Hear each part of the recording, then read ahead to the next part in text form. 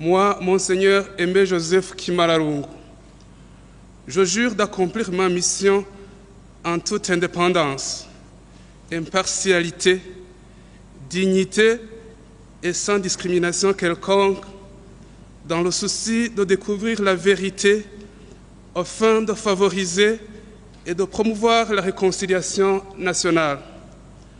Je m'engage à respecter l'obligation de confidentialité prescrite par la loi régissant la Commission Vérité et Réconciliation.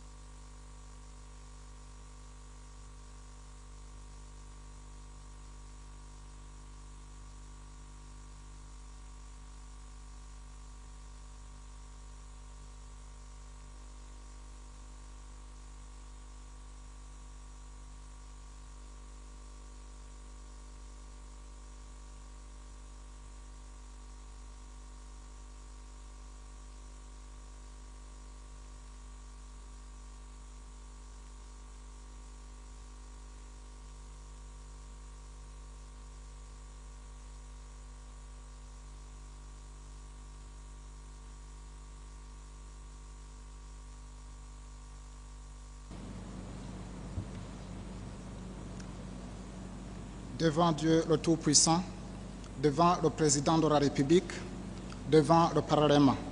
Moi, Vianney Ndikumana, je jure d'accomplir ma mission en toute indépendance, impartialité, dignité et sans discrimination quelconque, dans le souci de découvrir la vérité afin de favoriser et de promouvoir la réconciliation nationale.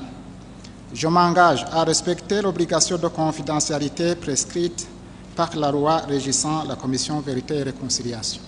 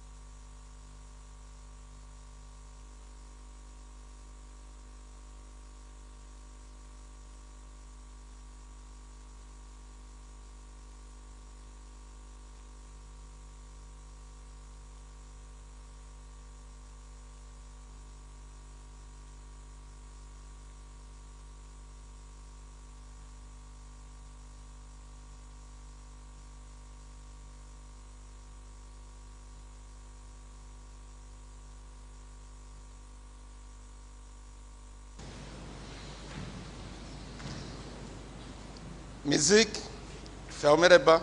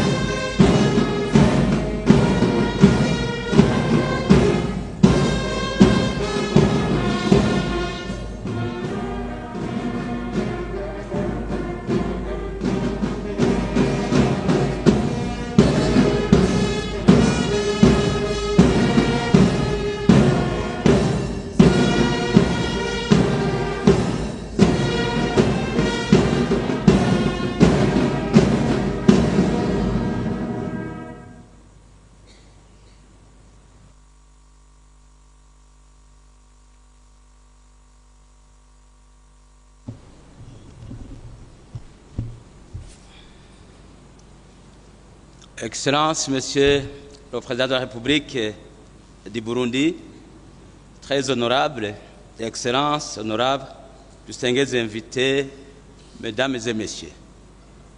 C'est la fin de cette cérémonie de prestation de serment du Président de la Cour des comptes et de ses membres de la Commission Vérité et Réconciliation, et nous tenons vivement à vous remercier pour avoir répondu à notre invitation.